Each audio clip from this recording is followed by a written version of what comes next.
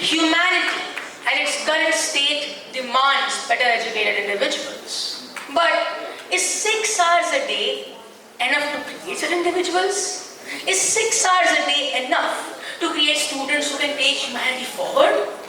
No. To create such individuals, we must take education beyond the classroom. We must take it to students' home. They must include it inside of their lives, and only then can they become leaders of humanity. To talk more about how we achieve this, we have Rishi Jalan. Mr. Rishi. Mr. Rishi Jalan is the founder of the Big Red Group. He's a graduate from Cornell University in New York, the USA, where he majored in economics and government. In the past 4 years, Mr. Rishi has transformed the Big Red company from an emerging startup to a leading edtech organization for high school students. The firm now has trained students from over 400 schools across 4 different continents. Over to you, sir. Okay, thank you. Good afternoon. Congratulations, you are the youngest speaker of this. Thank you. Thank you. Good afternoon, everyone. It's such an honor and pleasure, and I would like to repeat the words that Laksharat said in the morning. I've got so many teachers of mine, my own principal here, so I'm really nerve-wracking to sort of be here, standing here, but it's a great opportunity. I'm so glad I'm able to share my journey with you and really talk about what drives me every day. We're going to talk about the company really towards the end for a minute, but I really want to talk about learning what drives me when I get up every morning. Okay, so this graph is really to show you guys what I have loved and what has shaped me. My first love was Mayo College. It gave me everything, whatever I am today is really because of that school. It gave me my second love, which was squash. I used to play squash for India in the juniors. Mayo, I was a fat Marwari kid, couldn't run even a single kilometer when I joined Mayo. And by the time I graduated college, I was a marathon runner. So really Mayo and squash shaped my life. It taught me about relationships, which we're going to talk a little bit later. I was an Air Force cadet with Mr. Sriram here. And you could see that, he was so passionate about it. He was a computer science guy. He was working in his lab. But when it came to Air Force and we used to have an Independence Parade, he was the guy who was there after you. Mr. Pramod Sharma was there for a different reason. You knew that he doesn't really get angry, but if he gets angry, you don't want to be on the bad side. So these are sort of the relationships I took from Mayo, squash. Because of squash, I got an opportunity. One of the mentors from Harvard, he was a squash coach there, a British Indian guy. He told me, Rishi, all my life I wanted to go to Stephens, study economics honors, because 6 seniors of mine, squash captains, everyone went to Stephens, studied economics honors or history honors, and that was the dream. And I saw all these Bombay kids, who were really good at squash as well, going to Harvard, Princeton, Yale. I was like, oh my God, I need to go there. Like, why can't I go there? Because I was from even from Delhi, but really couldn't speak in English. Really, all the English was taught by Mayo girls to me at that point in time. And that sort of led my journey. The squash coach told me, why don't you come to the US, play the US Open, be in the American high school system, and that will help you later on. And that's when I reached a school called Phillips Academy. Another love of my life this is the school where the George Bushes, Mark Zuckerberg have studied. When I went there for the first time, they gave me a booklet and they were like, see what you want to learn. I took courses on African drumming, I took a course on sports philosophy, I took a course on international relations, and we were reading Fukuyama and Huntington and all of these amazing things which could only happen in that school. And that's sort of my journey mentally started, that, oh my God, this is what real education really looks like. After that, the last sort of love was Cornell University, where I spent 4 years. Some of the best economists in the world were there at that time, and I was like, I have to go to the school. Wanted to play squash for a top 4. College in the US, did that with a double major in economics and government. After that, worked with the Member of Parliament, Mr. Jaswant Singh, for a year and a half. I didn't realize he was a Mayowite. I just sent him an email that I would love to work in the government, and he was kind enough to invite me for a cup of tea, and then worked with IFC, the World Bank, for a year and a half. And after that, after doing all of this, I was like, okay, what do I want to do? What does drive Rishi every day? And in the end, I was like, I really like young energy. I really like kids, students. And I was like, okay, and I want to be around, gorgeous, intelligent people, and that sort of led me to my quest towards learning and being in the education field.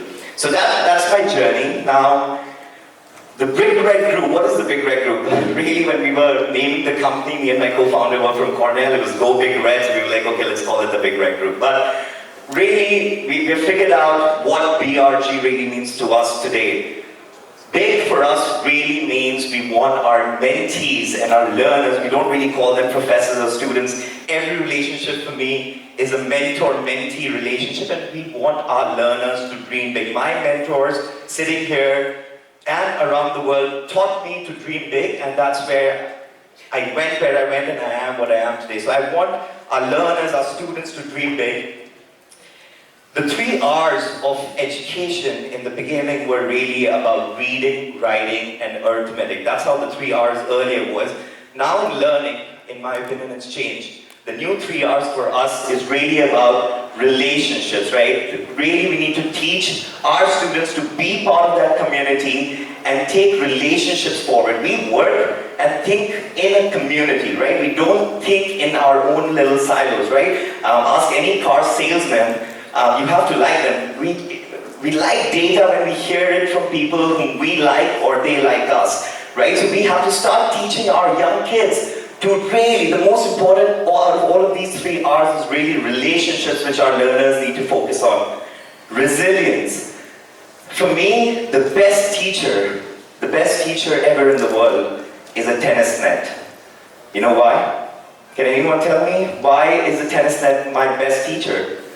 Because it's judgment, it's instant feedback without judgment, right? That's the best teacher. So I don't want a person when I'm without a tennis net, I'm swinging my racket, I'm like, oh my God, I'm doing so well, everything's great, I'm such a good player. But when a tennis net comes in, it tells me what failure is. It tells me where I'm going wrong. I don't need a person telling me, oh my God, D minus, F. No, I don't want that.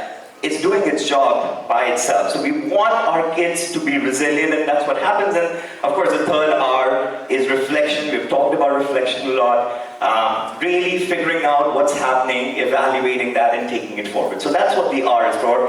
And again, did not emphasize about how much emphasis I want my kids and our learners to think about when they think about community, a world of learners who come together and work on lifelong learning. So that's what the BRG really is. Now, this was a term, anyone heard of a term called VUCA?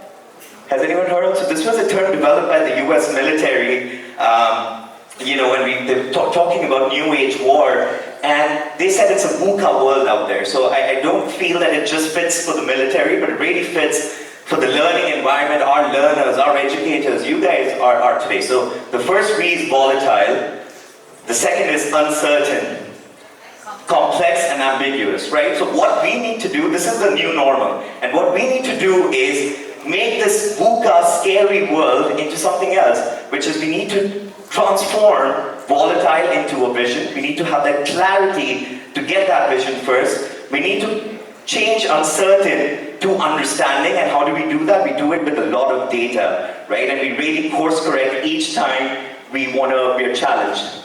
We take complex and change it to clarity, and we take ambiguous to agility, which basically means taking decisions quicker, faster, and then seeing where we are again, reflecting and doing it again. So that's what I call the Big Red Group normal.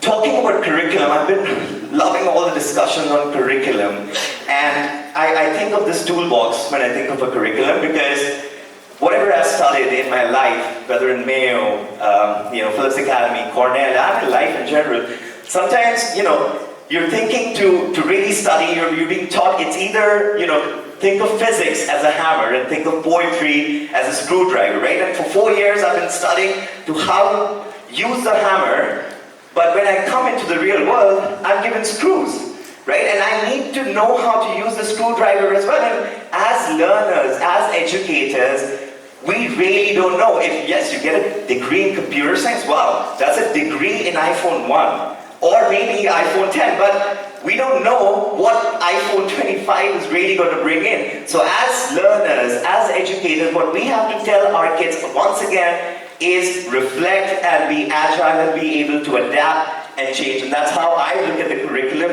that we don't know what the right curriculum really is, because we don't even know what will happen in a few years and what really students need. But things like relationships, resilience, and having that clarity of thought is what the new age curriculum means for me.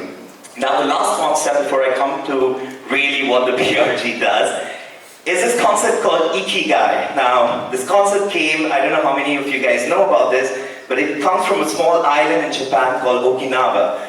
Now, can anyone tell me what did Okinawa give to us besides Ikigai? Anyone? Long life. Okay, so I mean Ikigai means life's word, so Iki is life and Gai means word. But Okinawa actually gave us, in 1600s, China, Japan invaded China, and there was this thing called karate, which is empty hands. So that's the first thing that has really come out of Okinawa. And the second big thing is Ikigai. So what it really means for me when I look at learning is really, it's four concepts really. What you love, what you're good at, what the world needs, and what you get paid for. I don't like what you get paid for. I like to say what you get rewarded for, or what you get value for, right? So these are the four things that I look at when I look at learning. And for the last 5-6 years, I'm a dad now. I've been thinking about what's my life's Ikigai, like what really drives me, what gives me happiness. And in the end, it was really about spreading delight or enjoying myself and spreading happiness in whatever way I can do it. And that's what drives me. And in all of the programs and the stuff we do, I want my kids to think about the Ikigai every day. Now, okay, I've talked about life and learning and what I feel drives me. Let's talk about a little bit about Big Red Group as well. So we're in a tech firm where, I wanted to bring in the best programs from around the world to Indian high school students. I first did a leadership program at Harvard called Youth Lead the Change when I was 17 years old. And I was like, oh my God, what a fantastic opportunity where people from more than 50 countries are coming together and learning how to become young leaders from students and professors at Harvard. And I was like, wow, I need to bring this program to the Indian high school system, or general to high school students who don't have to spend thousands of dollars to go to Harvard and do that, but can do that from the comfort of their home. So we have a program on leadership, we have a program on entrepreneurship, and everywhere what I've tried to do is not just looking at Harvard for all the programs. We're going to Harvard for leadership, we're going for entrepreneurship to IE Business School, which is in Spain. We just conducted a program with Deakin University and Rajasthan Royals called the Business of Sports 101, right?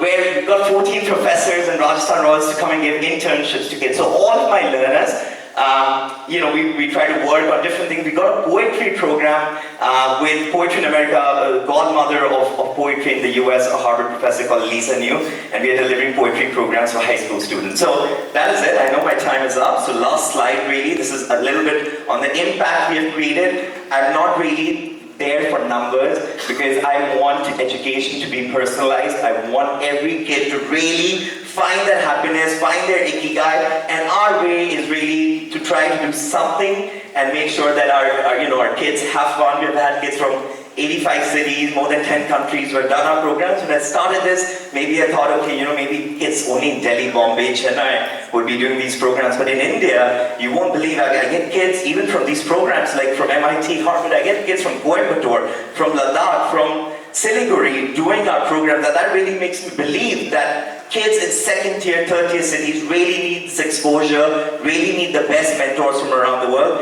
And that's what I'm doing. And on the last thing really is that I would just want all of the educators, all of the students to really focus on what is important, why do we really learn, and in the end, of course, help students dream big. So that's all from my side.